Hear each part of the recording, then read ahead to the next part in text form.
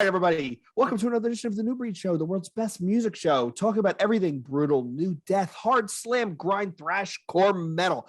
I am one half of your hosting duo, Jay Horsecow. With me, I have my partner in crime, the notorious TIM, Tim Anderson Jr. with a freshly shaved head. Tim, how's it going? Great. Sorry, I didn't mean to just narc you out with your new hairdo on like, you know. It's funny. It's funny because it's actually long. It's not shaved at all. Oh, that's why I'm all thrown off here. And we are super excited to have this guest. Is not a guest I ever thought we'd ever have on the show. Vocalist of the band Cryptopsy, host of the highly successful Vox Hops Podcast, joining us from Canada, Mr. Matt McGachy. Matt, thank you for joining us. Hey, how's it going? Very, very stoked to be here. Thank you so much for inviting me. Let's dig straight into my nu metal childhood.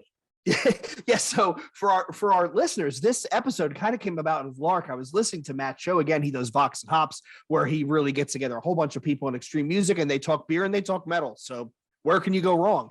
And I believe it was the interview with, I think it was Oliver Archeron from Archfire, and Matt made a remark that he's a child of nu metal, and I was like, huh.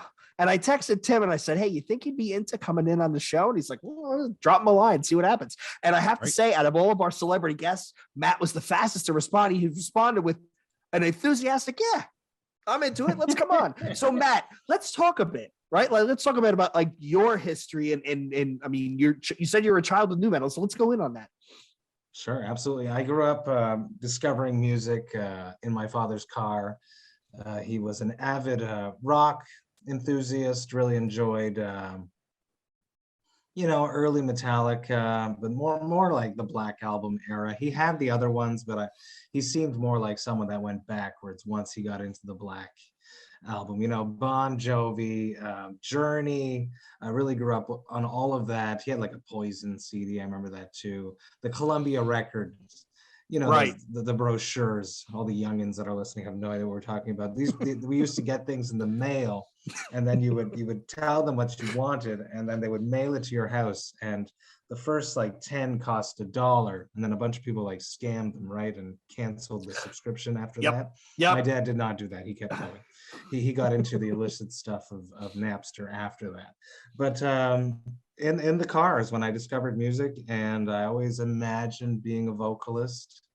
I imagined one day being a singer on stage. I remember probably the first song that really, really got to me was Europe's The Final Countdown. It was that song, Dad Played Again, Dad Played Again. I remember vividly these memories, discovering music in the car. So as I started discovering my own music, as most teenagers do, you want to rebel against what your parents liked, which worries me about what my kids are going to end up listening to, considering how much extreme music we listen to. SoundCloud rap, Matt? Like, what's the only option? Or like country music, like dyed in the wool country music? Maybe. So I didn't like anything with a guitar solo. For some reason, that was dad music, and it wasn't cool. And being in, what grade I was in? I was probably in grade 8 or 9 when Marilyn Manson was really breaking it big with Sweet Dreams. And I grew up in a house with no cable. Obviously, there was no internet. We had one of those antennas, and if anyone knows or had an antenna, you had to turn this dial to get different channels, because it wouldn't capture all of them. And I'm in the suburbs outside of Montreal and north of Montreal in two mountains. So there's antenna in the back. You had to turn this dial and it would go ring, ding, ding, ding, ding, ding, ding. And this was controlling this giant thing outside your house that was turning to capture different television channels. So there's no discovering music like that. I wasn't a kid so it was at my friend's house, basically, who had cable, who had much music, much loud, which is what we have up here, in comparison to MTV. And seeing Marilyn Manson for the first time when he was shocking and blasphemous scared me, intrigued me. I had a bunch of very cool friends, and I'm still friends with most of them, that I grew up in high school, discovering extreme music, drinking my first beers with, that introduced me to Marilyn Manson, and that was it. And I remember showing my dad, and he was like, what is this? He was so not into it. It was too much, too blasphemous for him. And he was he wasn't interested in the shock part of it. I'm pretty sure he probably at the moment told me that like this is not too far from Alice Cooper, which he's absolutely correct upon. In hindsight, yep. Oh yeah. And then from there it just like snowballed into, you know, Korn, early Korn. I think we were a little bit late. I think we got into them right before Follow the Leader, my whole high school group. Shout out to Vince Bartonucci is my good friend that I'm still friends with, that I had on the podcast for my birthday last year. He was the one, like someone that would find a lot of this music because he had an older cousin or something, or you really look at like there's a dude in school that he thought was really cool, and whatever shirt he was wearing he would go pick up. And that, so Mike Parker, thank you for that too. But definitely, you know, Korn, Limp Bizkit I was never too into, but I like the attitude of it. I didn't really get the rap. And yeah, and the Deftones, and it just snowballed from there into anything that was louder, faster, more extreme, and more scary. Honestly, like a horror movie. You know, we're drawn into these things that we're not certain as to what they are when we're young, in that very vulnerable and open stage of our lives when we're discovering and hunting who the hell we're going to be.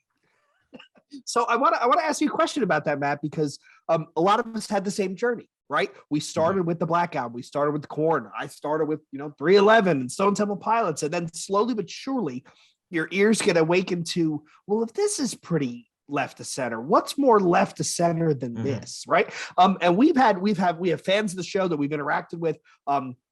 The whole renaissance that's coming right now, the renaissance of nu metal. And it's a lot of younger folk kids who, when they say, name one of the best nu metal albums that nobody ever talks about, my first response is always, well, Cannibal Corpse, because they've done nothing nu metal even remotely close to it.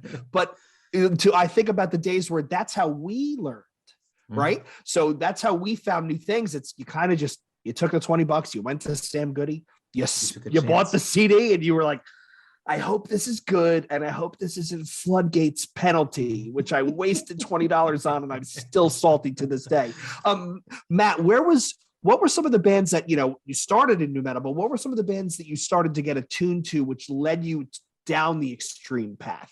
Well, there's definitely one scene. It's exactly the same type of story as you, where I got I think it was a gift certificate for a music store for Christmas from my aunt and uncle, and I went and I picked up Dream Theater's Train of Thought. Amazing record. That was one where finally guitar solos made sense to me again. This is when I was like, okay, I understand what this is all about. And that really opened me up to more progressive music, longer songs, and I really got into that. At the same time, Vince Bartonucci was super into Mike Patton. So I became like a massive Mr. Bungle fan, and whatever he was doing at the time, Phantomus, anything weird, anything like pushing the vocals to be more extreme. I remember thinking back in the day, like, could you imagine traveling? High school conversations. Let's travel back in time and show people Slipknot's first album. Their brain would explode, like these conversations that you have in high school. And then thinking that, it's a great album. It's still a great album, but it's nothing in comparison to some of the other extreme, like Portal, let's say, Yeah. Yeah.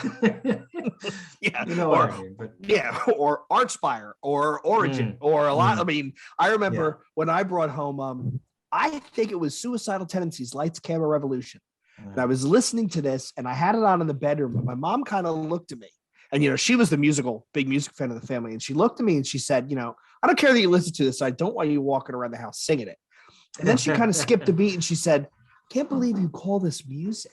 And I think now, my mom is, she's been past 20 years, but if I brought her Dying Fetus or even your stuff, Matt, and Cryptopsy, what would she say if she thought Suicidal Tendencies was kind of pushing the envelope, right? Right. I can't even, blows the mind. That's so funny. I remember I was listening to the Slipknot's first record, and it was probably in the year it came out, because we were really lucky that, I've said this a bunch of times on the podcast, we got the record, and then they came to tour through Montreal the week later. This was before they had popped. They were opening for Cold Chamber as a headliner, with Machine Head direct support, and then Slipknot opening the gig. And I had no cable, I had no magazines, no fanzines. I had never seen them aside from that picture in the book and being terrified. So I remember putting this on, my mom being like, what the hell is this? But she liked the drumming. I remember that's stuck with me for some reason. That is wild. Like, I can't imagine walking into a venue and your limited experience with them is the CD booklet, and then these 9 totally insane guys in jumpsuits, masks come out, and they basically they stole that show. We ever someday, Tim, we're gonna get in touch with Rob Flynn, and we're gonna get in touch with Dez, and we're gonna thank them for putting together that tour. Matt, you're like probably, what do you think, Tim, 8th, 9th person who we've spoken to. That tour is the most influential metal tour, more than any Ozfest. Because everybody we've spoken to remembers that. They ate them alive. Yes, they did. Like, how do you follow that? I almost had Dez. Dez was a milestone. I have like these milestone guests that I want to get for the podcast. And it's basically anyone whose picture I had on my wall during those years. And I almost got Dez within a pen out, but I'll get him eventually. While you're talking about that, Matt, let me ask you, for your show, who's your white whale? Who's the one that I'm like, but do I want to talk to them is the other real question. I put as a mantra, as a goal for this year. Last year, I've been like circling Mike Patton. I've spoken to Dwayne from Tomahawk. I've spoken to Trace Bruans from Mr. Bungle. I've spoken to Justin Pearsons from The Locust, who's also in Dead Cross. So I'm basically like hunting around orbiting Patton, but I got to get Patton. Yeah. But you bring up the interesting point, right? Sometimes you don't want to meet your idols, because what if they're not? We create these mental images of people in our heads that Tim has another show that I used to guest on, and knock on wood, I can only remember one guest out of all the guests we've ever spoken to where they didn't live up to my expectations. And then the pleasant surprise, so when you interview somebody who is just the nicest, most down-to-earth person, you're like, this guy gets up on stage and he screams for 40 minutes in a clip, and he's like, hey, guys, I'm really glad to talk to you. Let's talk about the new album. Yeah, the nicest dude ever. Right, who wins the claw games. Right, he wins all those. I'm you don't even bother. You don't even write questions when you talk to George. He's going to talk to you. That's the best episode. They really are. They really are. Not when you want to cover stuff, though. And if you have a time limit, it gets really stressful when there's a time limit on it. Yeah, it is. It is definitely hard to corral the conversation. But I've been super lucky. Over 300 guests, and albeit a lot of them are my friends, but everyone's super cool. I haven't really had to, hide an episode or not release an episode. I've been lucky. buried in like the Matt McGachy, the lost tapes is like some interview with somebody. There's a really drunk one that never made it out, but I've spoken about that too. We had to redo that one. That's when I learned you can't do an interview at 4:00 in the morning after drinking all night. Ooh, you are a braver man than me to attempt that. Tim and I have tried to turn in some evening ones, and we're like, we went 40 minutes somehow. You wake up the next morning, it's like, did I do a podcast? So Tim and I have done some where it's just him and I just riffing off of like a rough agenda, and you can see towards the end of the episode, like he starts grinning and gets quiet, and I start like listing off the side, because at this point we've been pounding beers for like 90 minutes. It's kind of there was rough. One mistake that I did when I was on tour, and I recorded intros a bit too inebriated, and as I was editing them, and I don't know if you guys do this, but I edit at a faster speed, a faster pace, and then I listen back at standard pace to make sure that it's okay before I bounce my tracks, basically. So everything was fine when I was editing it, and then when I listened to it and at the real time speed, I was speaking so slowly. It was horrible. I had to redo them, but this self-conscious, drunk and self-conscious. So it was really bad. You said, Matt, you go to that infamous Cold Chamber tour. I think it was Living La Vida Loco.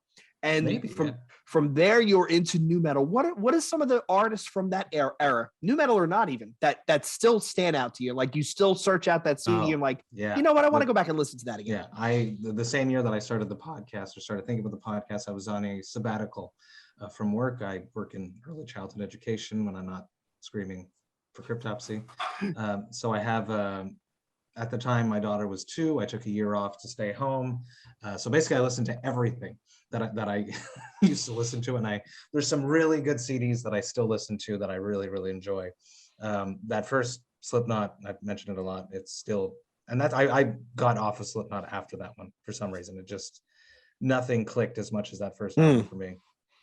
The first Korn, second Korn, Follow the Leader, I really enjoyed when it came out, but I really feel like as I aged, it feels too commercial for me. It's a bit too forced for me. It's less aggressive. It's too polished. Let's say that. Yeah. Limp Bizkit, I never got into. There was a Counterfeit that I enjoyed very much, that track. And I do remember covering Faith in my first band ever, which was in, shout out to Lee Piche, he's amazing. It's been so long I haven't seen him. But if I'd seen him, this would be the story that I would say. Do you remember we were covering Faith by Limp Bizkit, and his mother happened to be a pastor. So when I got to the point of get the fuck up or shut the fuck up, he stopped playing because I had said it, and he said, "You apologize to my mother. You apologize to my mother right now." I think I was in grade 9 or something, or grade 10, which I did. But that, yeah. Limp Bizkit never got into, but Incubus was a big one. Before I think it was even before nu metal, that Incubus Science was huge for my group of friends, for myself. Before I started screaming, I was like a clean vocalist. I was taking singing lessons and stuff, and Brandon Boyd's voice, for some reason, seemed to be in my range, so I felt very comfortable covering Incubus tracks, getting drunk and singing Incubus tracks. Lots of memories doing that, and that album still holds up. Once again, as they kept going, too commercial for me, but that funky, awesome, love it. A Montreal-based band that was huge, or we thought was going to be huge, that sadly didn't, was Pulse Ultra. And this album has aged like a fine wine. It was what was it called? Build Your Cages was the track. Headspace was the name of the album, because that was their original name before they went off. It was like a huge thing that Taproot discovered them and got them signed, and everyone basically wanted to be in the nu metal band, which is how I ended up getting into 3 Mile Scream, which was my band before Cryptopsy. Yeah. So if it wasn't for Pulse Ultra making it, hypothetically, the guy that ran 3 Mile Scream, Mike Marino, who's the brother of Danny Marino from The Agonist and the nephew of Frank Marino from Frank Marino and the Mahogany Rush, I might not even be here today. So there's a whole bunch of great nu metal. Deftones, of course. How can you forget? I really like Deftones, and then I was completely in love with a girl in high school, and she was too in love with Deftones. So I sort of stopped liking Deftones for quite a long time. And Chino's voice sort of always bothered me as me being like a vocalist, someone that I was like, I grew up listening to the singers, and then as I've gotten older, I've listened to more than just vocalists. But damn, yeah, I think I got back into Deftones through Palms because I love ISIS, the band. Yeah. And that was half ISIS with Chino. And I was like, okay, let's try this. And then Crosses came out. And then I went backwards through Deftones. Diamond Eyes was probably the one that really nailed me back into Deftones. They're still killing it. They're so fresh. They're probably the freshest nu metal band. Yeah, Tim's favorite. Yep. Slipknot and Korn seem a little bit too forced, in my opinion, nowadays. Korn even more so. They're you can tell they're trying to write a hit.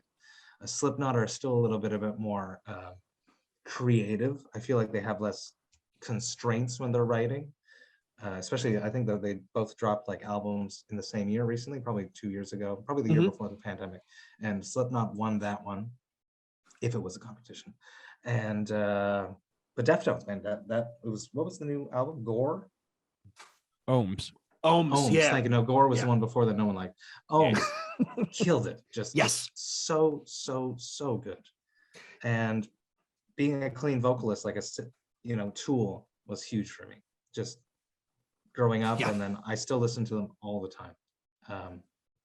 I love Tool. I love 10,000 Days is a sneaky good album, right? A lot of people write it off, but 10,000 Days is a sneaky good album. Whenever I have to dig one out, what's the one after that? It wasn't the most recent one. It was Lateralis? No, that was before. No, I don't think there was one after 10,000 Days. Yeah, I don't think there was either. It went straight to the new one, which is the newest one. I forget what it is. We all can see the cover. Yeah. It's mildly Egyptian. Yeah. When I have to look it up. when I dig Thank into you. their back catalog, funnily enough, 10,000 Days is usually where I start. And I'm always like, maybe it's because that album missed me the first time. Pure inoculum. Yes, that's Thank it. you. That's it. It's funny, Matt, you bring up Taproot because Tim and I, well, I'm convinced, and Tim kind of just nods along with me. All new metal after 2002, right? Falls into a bucket, and they either sound like Taproot or they sound like Primer 55. And I am convinced that every band either went. That's like American. Yeah. New metal. And I think I was sort of at that point diverging away because I joined Through Mouth Scream. So I didn't follow like American Head Charge to say they were huge. They were on every tour and I did not get it. I did not. I still, we have people all the time, young fans telling us that they were a great band. Even Doc Coyle from God Forbid was like, yo, American Head Charge. I'm like, Doc, I have no idea what you're talking about. They were huge. They opened so many tours. Mudvayne's another good band that I still appreciate. There's still something to them. The first two albums, once again, I'm one of those where I like the first two albums. Yep. We're a normal metal fan. That's what we do. And then eventually the set, like you said, I mean, your Korn example, I think was spot on because when they hit Follow the Leader, that was them getting big, trying to get big, and I think you're right. I think, the last album wasn't terrible, but it's definitely a return to force. I would say that. Yes. Even the one before when Head came back, I like that one. I think the most out of the most recent stuff. It's just, but you're right though. It does seem a kind of little like, better the burnout than fade away. And they're kind of just still trying. It might be better to just go MIA. Like everybody's just looking around like what's going on with the band. And they just don't say anything about it because, I try to like, when I do listen to these albums of bands that I used to enjoy, I try to imagine myself listening to it if I was 16 years old. Right. To give them a fairer chance. If you know what I mean? Because it's hard for us to, like when we listen, perfect example, when I listen to Korn's self-titled album, I have vivid memories and only music and maybe some foods and some other beer, maybe beers too.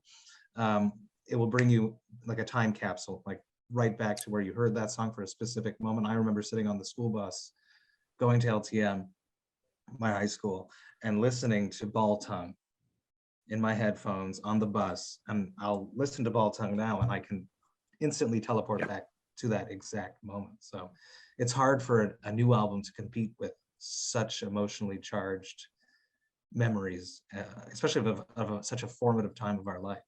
Right. Music is one of those things where it instantaneously takes you back to the time you listened to it, right? Like I could listen to the Blue 311 album and remember driving around my town post high school, right? That was just, which I swear that's one of the one of the few perfect albums I own because that you go from song to song to song and repeat back. And Tim is like, Jesus Christ, we're going to talk about 311 again. That's a great fucking record. It's fantastic. It's fantastic. So Matt, let's talk a bit about Cryptopsy. Right. So, I mean, I think you joined the band in 2007, right? You guys you've done an album and a couple EPs with them. What's going on now? I know you just had a show. Writing. Yes, it was my show. Very excited about that. I built and curated and organized the very first edition of Heavy Montreal presents Vox and Hops Brutal Montreal. It's a beer and metal fest in my hometown. It happened December 17th. Right before they locked everything down again. We were very lucky to get to play the show. It was super fun. We were quite out of shape and we had to rehearse quite a bit to get back into shape because we hadn't played together since July 2019 when we wrapped up an Asian tour. Our last show was in Seoul, Korea. So it felt great to be back on stage. But we are writing. We have been writing the whole pandemic. It is tediously coming along. But the material is incredible and I can't wait to tackle it, get into the studio on my own and start working with Chris Donaldson, our guitarist producer, to get this full-length album together. So the material is amazing. He was actually recording some guitar stuff today. So it is coming. When it's coming, I don't know, but there is still a global pandemic that seems to be lingering around. Kind of putting a stunt on everybody's plans, and Tim and I talked about this where you not only do you have the bands that are sitting on stuff because they didn't want to release it during the pandemic because they couldn't support it. I feel my heart goes out to like Code Orange and the Black Dahlia Murder and Napalm Death and 156 Silence, all these bands that dropped albums right as the lockdown started because you know, Testament you're to it, yeah, you can't tour for it. But we've talked about how I think we're going to end up with a bumper crop of everybody who was locked in the house, just kind of, you know, stared at the wall and writing. What's And happening right now, you see it throughout Mhm. this year, all the mega releases that are coming. So Yeah, and I think that the world understands that, and in the States and stuff, shows are happening. So I don't think that's going to stop. I think the States are just going to keep letting things go on. But it's going to come. But the material is amazing, and I can't wait to tackle it. It's dark. It's Cryptopsy. It's 100% Cryptopsy, but always with a little bit of new flares, but totally staying within the realm of what Cryptopsy fans would expect. awesome. So we can expect a being as everybody has new albums coming out. Can we expect like a Cryptopsy, Origin, Dying Fetus, Misery Index, like Clash of the Titans? A tour, I would love it, dude. I would love to be on tour with all of my friends. It's been far too long. I'm very used to having the yin and yang of my life, of having being an early childhood educator, having my own 2 children, being at home, and then missing being on tour, and then going on tour, and then missing being at home. It's been quite a few moments that I'm at home, so I'm looking forward to waking up in a bunk, surrounded by my friends, farts and snores, hurtling down the highway. showing up at a. Oh yeah, that's nice. I do miss being rocked to sleep in a bunk. I love that. Hey, It's really- different strokes for folks. Some people don't like it. I really like sleeping in a tour bus. So now, Matt, let's talk a little bit about your show, right? Vox and Hops. So how did that idea come about? I guess I get you basically comboed 2 things that every metalhead can understand, right? Drinking beer, listening to loud music. So how did that all just come to fruition? During the sabbatical with my daughter, once I had listened to my entire back catalog of music, here I live in Montreal right now. It gets dark very early in the winter, like at 4 o'clock, 3:50. It's dark, pitch dark. You can't really go outside. You can, but it's not as fun as, you know, in the summer when it's sunny and stuff. So I would, the days felt long. We didn't really watch TV with our kids until just recently. And the pandemic made us do things. But I started listening to podcasts is basically what happened. I started with the Jasta show because Flo and myself had been a guest on it for an episode. So I was like, let's see what this is about. And I liked it. And then Doc Coyle, you just mentioned him. The X-Men with Doc Coyle, I went on to that next. And then I discovered Mark Maron's show, and Off Camera with Sam Jones is really one that struck me. He really listened to his guests as opposed to some of the other podcast hosts who like to monologue. And that's something that really I thought was awesome, I think. And I'm a guy like that, not tonight because I'm the guest, but I like to listen to my friends speak. And it's something that happened when I was on tour a lot. I would find myself with other vocalists most of the time discussing my own insecurities about being a vocalist, probably mainly because of my experience joining Cryptopsy and everything that happened with that. And then just like sitting there chatting at a party atmosphere, it's something that I always did. So I went to dinner with my wife and I was like, I think I could do this. I think I could be a podcast host. So we did some research. We came up with the name that night. And that was in April. And then I started conducting interviews. This is April 2018. I started conducting interviews in August of 2018.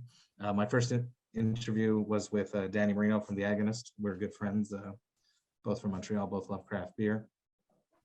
And I was so nervous, and I was sitting in his house and he was like, dude, you got this. You've played Vakken.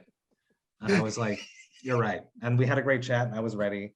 The beer aspect of podcasting really came through. It's a huge passion of mine. I've been obsessed with finding beers, tasting beers. Right when I moved into this place where I'm at now, my condo, in 2013 is really when I started exploring the craft beer scene here in Montreal. There's a few like key dépanneurs, convenience stores that would sell beer, craft beer, specialty stores that I would haunt and I would go check out. And I joined some Facebook groups and I started seeing what cooler beers were versus just the standard ones that would get you drunk, the more exclusive stuff. I started visiting a lot more breweries. It's just something that I love. There's something so creative about beer. Same thing that ties into music. It's a very social thing, the same way that music is a very social thing. And two people getting together, having a deep conversation, sharing something to drink is awesome, which makes me want to introduce what I've been drinking. I am not drinking a beer because we're recording this during my sober February. I do that every month, and I'll talk about that a little bit afterwards. But this is a very cool tea. It's a satanic tea from Pitch Black North, the Satanic Tea Company.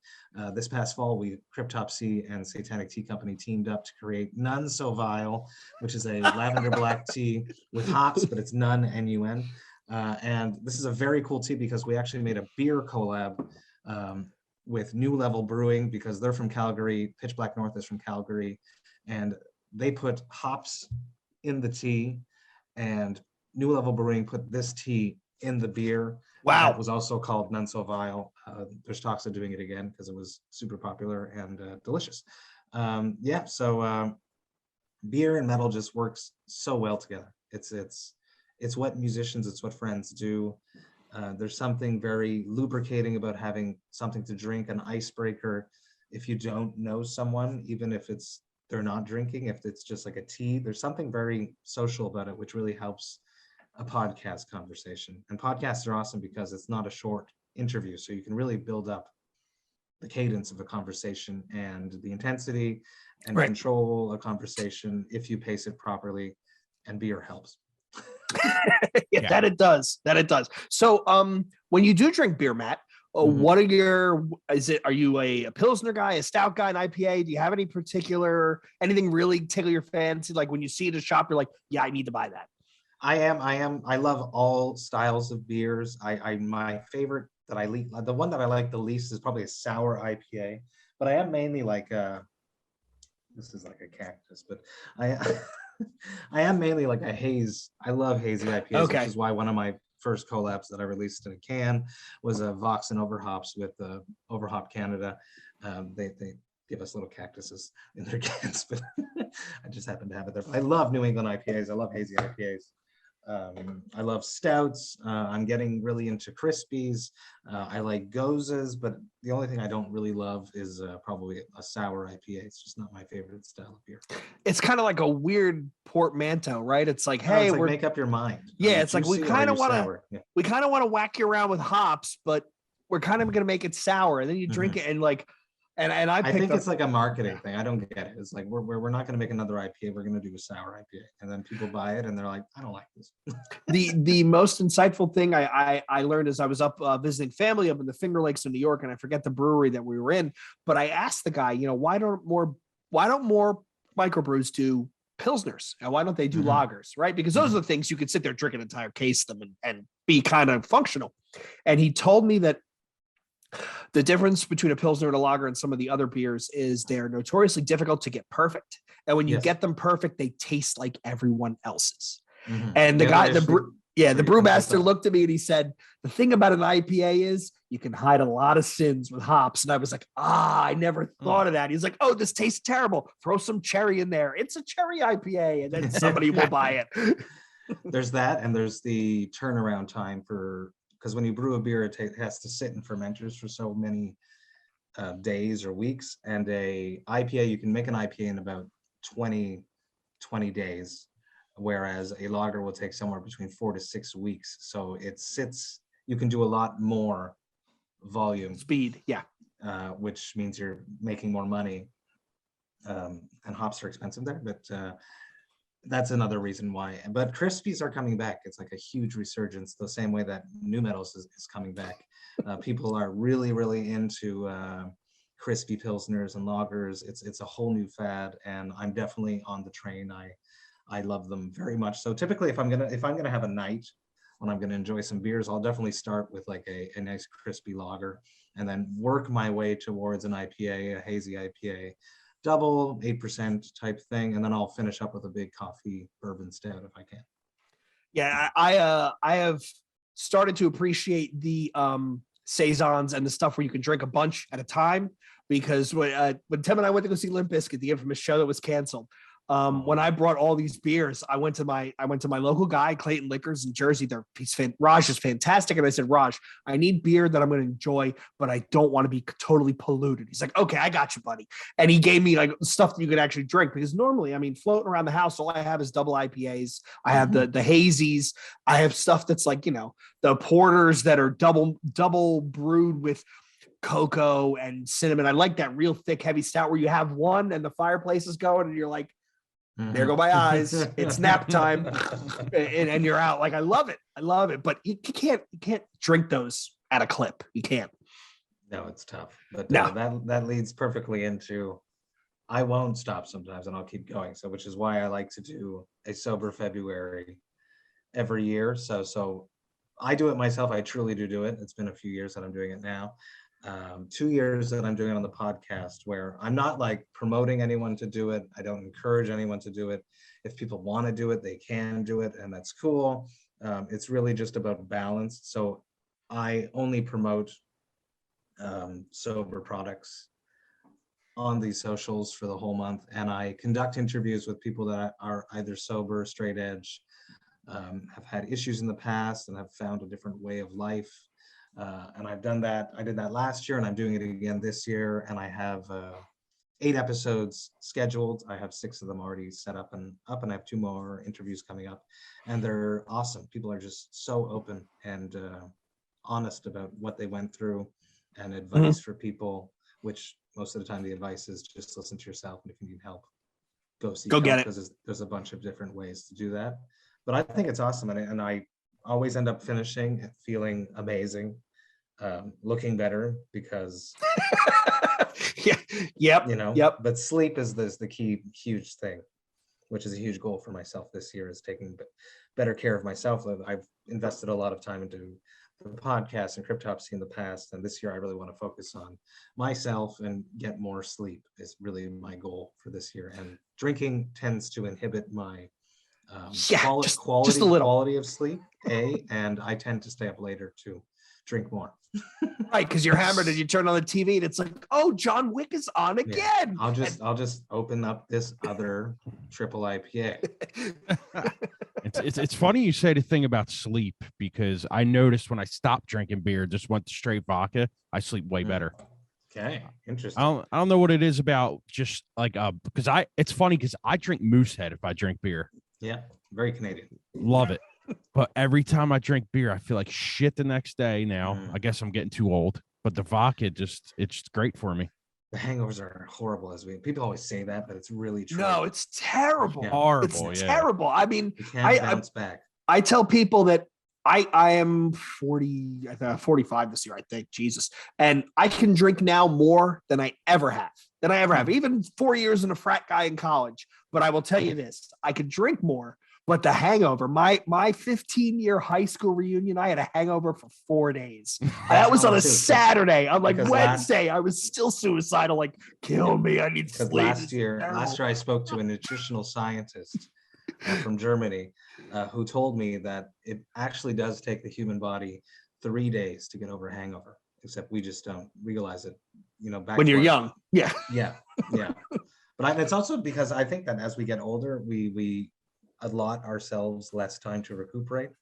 It's like you had that party, your high school reunion, and I'm sure in your schedule there wasn't like, I'm doing nothing the next 4 days.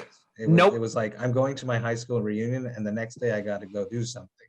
Yeah, I was hanging drywall. When we were a kid, we were like, I'm going to this party, and that's what I'm doing.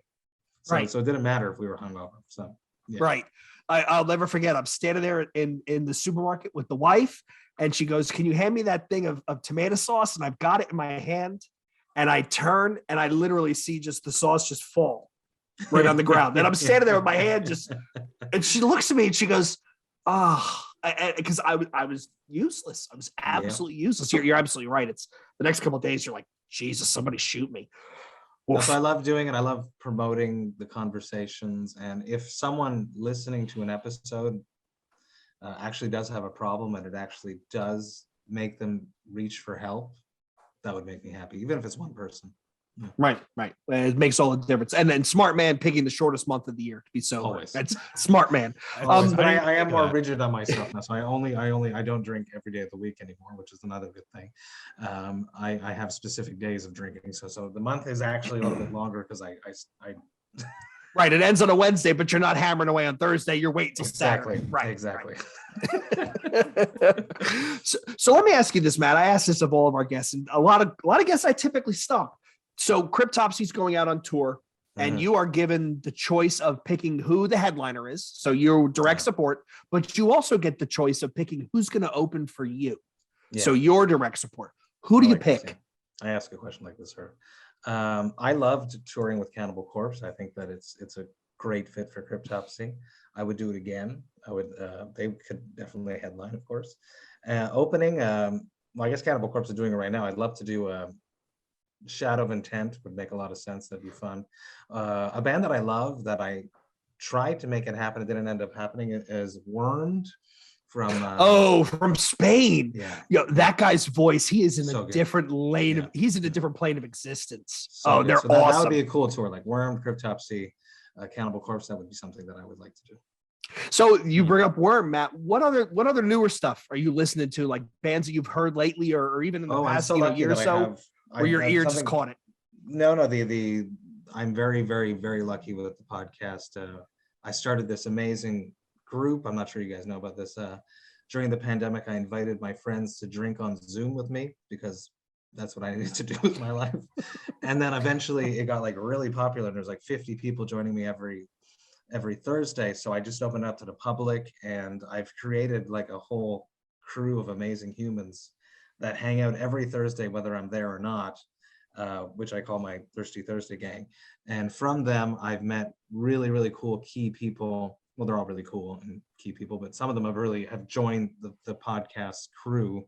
5 of them in particular write reviews for the podcast, which is something that I'm they've been doing it for a year now, but now we're like pushing it a little bit harder with unreleased material, stuff that's going to be like we're going to release reviews before the album comes out. Right. We're building up on that, but there's Jerry Monk, who curates all of my music basically. So he curates the Brutal Awakenings playlist, which is a playlist I've been doing for a year now, which is available on Apple Music and Spotify. And every week Jerry puts new music. So recently, you know what I really, really like? What is that? And I didn't post it because I forgot to post it. But there's Breaths, which is a one-man band from the States that I really, really enjoyed. It's got some weird Deftones-y vibes. There's moments, I don't know. The first time I heard it, like the screams reminded me of Chino, and some of the way that he does his cleans. But I'm gonna fuck this name up. I don't know how to pronounce this. I think it's Waigadood. Waigadood, yes. Love that record. I think it's great freaking record. Awesome. I think recently though, that's all I've been listening to. That first freaking riff there is really, really, really contagious. I also really love the Wilder Run. I met them when they came through with Swallow the Sun, because I know the tour manager. We went out to go have some drinks and have food together, and the guys were there as well. I said hi to them. I hadn't heard them as of yet, but I really got into that record afterwards. It's quite the trip.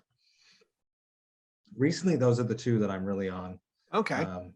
A lot, and I was very surprised by the new Limp Bizkit. I wasn't expecting to like it as much as I did. Yeah, that caught a lot of people by surprise. I think there's the first 2 songs on this. Yes. Yeah, the rest they kind of like, you could tell there's some studio leftovers, there's some kind of scratch tracks they refined, but those first 2 songs are amazing. Yeah. So Limp Bizkit. Yeah, you're like the 5th person to tell me about, what was it, Waigadood, whatever? Vitagood? Yeah. And there's all these like Tibetan throats things going on it. Yes, and that ended up in my lap, Matt, because of the new Dune movie, where they have the one guy who's doing the throat singing. Okay, and I went down some weird rabbit hole. I ended up with Heilung. Okay. Who I'm like, okay, so when they come to the States, I think I need to go see that, just to say I've seen it, because it's all throat singing and stuff. But then somebody sent this to me. Okay. Yeah. Got it. Yeah. I also like Celeste. That just dropped this week, but the vocals they don't resonate with me. But I do like, yeah. Psalm 2, the music I got, I feel like the vocals are a bit boring, but but why the dude just kill it? I don't know. There's something about it. It's hypnotic, and they're also a part of the Amun Ra. Like there's like a cult, I think they call it. Yeah, they have a group of bands that are all kind of like in the same vein. I really, really liked it a lot. There's a video on YouTube of them playing in a church like a few years ago that is fucking incredible. I'll find it and send it over an email. It's amazing. Like the ambiance they made in that church and like the black metal coming out, it's so good. Sort of like bands that have like this, they understand the whole sphere of what to, like music is an art and there's an atmosphere, and bands like Imperial Triumphant that are mastering that excites me. Absolutely. Yeah, they were I saw them at the Decibel Metal and Beer Fest. They were really, really good. It's not something I put in and I can listen to for a long time, but I can appreciate the musicality, the stage show. Like it's unique, right? It's like Sun, which is I only put Sun on when I want to terrify the fucking cats, because I put that on a full volume and everything starts shaking and they're running through the house. It's kind of wild, but yeah, but you bring up an interesting point, Tim, in the sense that some of these bands should be playing like cathedrals. They should be playing like sanctuaries, because that's the type of presence and ambiance that they cultivate, right? And like Amun Ra does that, and they do, and I've seen that they're announcing stuff like that. They do, like they book an acoustic show, and then the next night is the full stage thing. I think that's so cool. Yeah, I mean, and let's be real here. Coming out of a pandemic where nobody did any shows for about a year and a half, right? People are going to want to get out of the house, and they're going to want to get out for a spectacle. And if you give them a reason to get out of the house, there's seeing a bunch of bands, but then they're seeing a bunch of bands where you're kind of not sure where you're walking into. Like I've been more open to seeing shit that I never would probably see, because I'm just like, I'll go see that. Let's do it. I think the eclectic tour packages. Yes. Too, like Cult of Luna. Who was on that? It was Intronaut, Emma Ruth Rundle, and Cult of Luna. That was cool. That's an interesting pairing. The last show I saw before the lockdown was Vader, Skeletal Remains, Abysmal Dawn, and Vitriol. Yeah. That was one of my last shows too. I interviewed a bunch of the dudes that night. Yeah. I probably should get mad at you, Matt, because you had right after the lockdown, you had John Longstreth on, and he was talking about how that Origin, what a lineup, right? Origin, Beneath the Massacre, and Defeated Sanity, right? That was a brutal lineup. And he talked about how they kept rebooking it and then canceling it, rebooking it and then canceling it. That was going to be my next show. They were like on tour and like moving dates. And the wife said to me, Belfort just did that in Europe too. Yeah. The wife said to me, "Are you still going?" Because they didn't come through Philly. Metal hates Philly for whatever reason. They hate Philly. I don't know. Yeah. I've only ever played there, I think, with Cannibal Corpse. Yeah, it's really. You think, Tim, because we're a hardcore city first? You think? I don't know. I've always wondered that, but I can't stand when you see a great tour lineup and then you're like, fucking Reading, come on. It's like Pennsylvania, like really? Yeah. I had tickets to LPR up in New York, and I got my brother a ticket. I was going to drive up, and the wife is starting to get nervous. Like, are you going? And then I saw that who was it? Beneath the Massacre stayed in Canada. They didn't. So that was just Origin and Defeated Sanity. And I said, Kim, I don't think it's going to happen. And they made it 2 more dates, and then they had to kill it because, kind of Wild West right then. Nobody knew what the hell was going on at that point. Yep. And now it appears everybody and their mother is hitting the road in March. Like everybody and their mother is hitting the road in March. It's like, I don't know how I'm going to tell the wife that, Tim and I are doing a podcast in Philly at a bar, and there's another band playing. And is that another black band t-shirt you brought home? No, right. No. It was a gift. It was a gift. Is that another Bandcamp purchase on my debit card? See, I got smart. I have Bandcamp now routing to its own credit card, so she can't look at the bank statement and go, what are these like $2? Like, really? Do you really want to ask? You kind of know. So, Matt, we're approaching time, and I want to be cognizant. So first of all, I want to thank you for coming on. But if people want to check out the show, they want to find your music, and we're going to put a whole bunch of stuff in the show notes. Where do they go? For Vox and Hops, you can go check out my website, voxandhops.com. That's voxandhops.com. You will find everything there. I drop at least one episode a week, most of the time two recently. For Cryptopsy, you can go check out cryptopsy.ca. We will eventually drop something new. I imagine at this point in time will probably be in 2023. Very excited. I'm also presenting Devastation on the Nation, which is a massive tour coming up, starts in April and runs throughout May with Rotting Christ, Borknagar, Wolfheart, Abigail Williams, and a secret guest, which will be announced shortly. Abigail Williams is still around? No shit. Yeah, they're going out on tour, I think, right now, too, with someone that I can't remember. Okay. Awesome. You know, so one thing, because Jay literally executed every question I had perfectly. So I didn't have to say anything. It was great. Yeah, I'm sorry, Tim. No, I don't care at all. You executed it perfectly. But I do want to ask you one thing or two things, but I'll make it very quick. The scene in Canada, the extreme music scene in Canada, I think is fucking at all-time high right now. Would you agree with that? Hell yeah, man. Especially from Montreal. You know, Archspire should live over here, but they don't. There's a bunch of killer bands, and why I don't. The Montreal question I've sort of asked so many people. I sort of have like a medley answer. Growing up in the 70s here, there was a vivid, very, very popular prog scene. Because we have CJEPs, which are basically the level before university, but after high schools. It's like a college, but it only lasts for 2 years. Junior college, yeah. Before going to university. And all of these CJEPs had killer amphitheaters. So all of these bands like Yes, Genesis, all of the prog bands made it big in North America, made it big in Quebec first.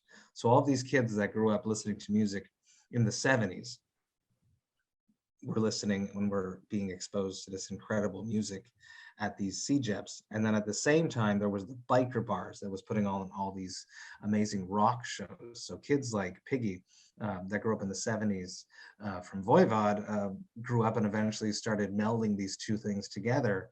And then through the progression of inspiration and trying to one-upmanship, let's say, Voivod led to, Gore Guts, led to Cryptopsy, Cataclysm, led to Despised Icon, led to Beneath the Massacre, led to, it's just a big cesspool of inspiration, but it all stems down to the prog rock and blues, heavy blues and stuff that was happening in the biker bars. So that's really what happened here.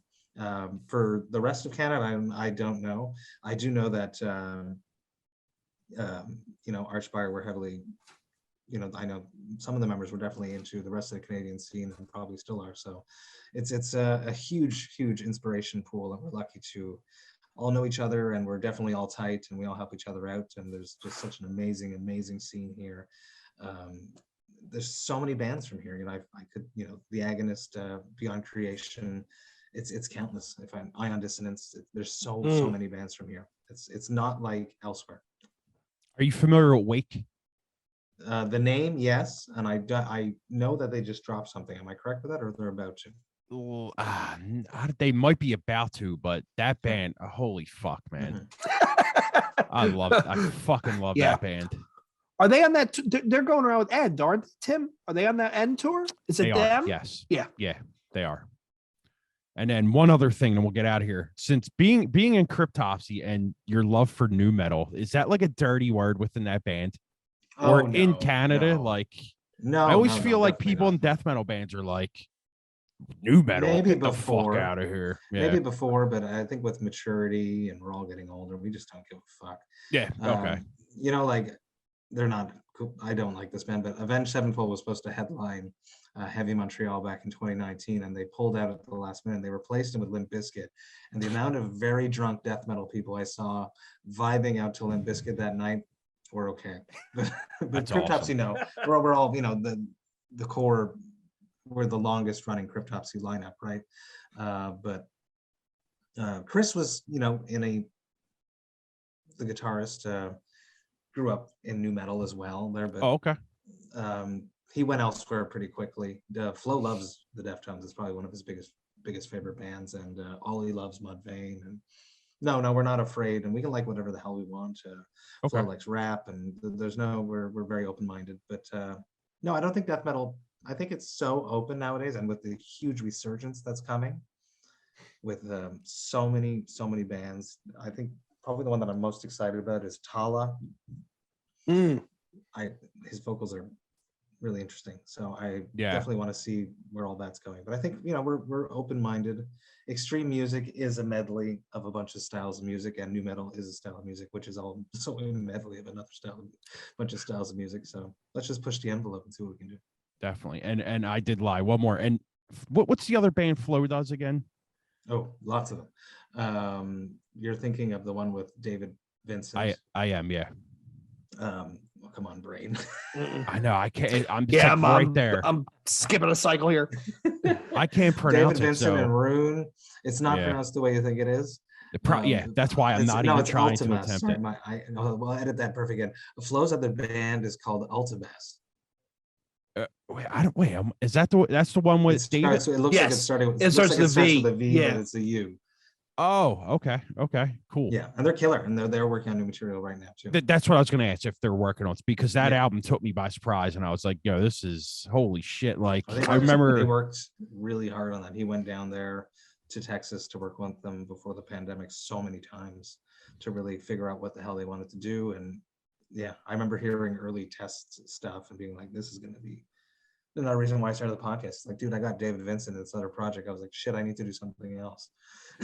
Yeah, one of my friends was on your show from Bather. I don't know if you remember having them on. Of course, I love them. And he told me he's like, have you heard Flo's other band? And I'm like, what?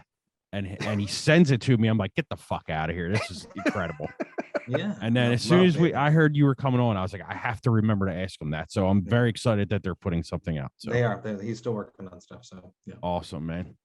Awesome. Fantastic. Well, we want to thank, on behalf of Tim and myself and all of our listeners, Matt, we want to thank you for coming on. We are all eagerly awaiting Cryptopsy covering Limp Bizkit, covering George Michael, and the Faith cover. That's going to be a hidden track on the next Cryptopsy album. And on behalf of Matt, Tim, and myself, I want to thank all of you listeners, all you watchers for tuning in once again. All the socials will be in the show notes. Once again, thanks for tuning in. Until next time, this is New Breed saying peace. See you.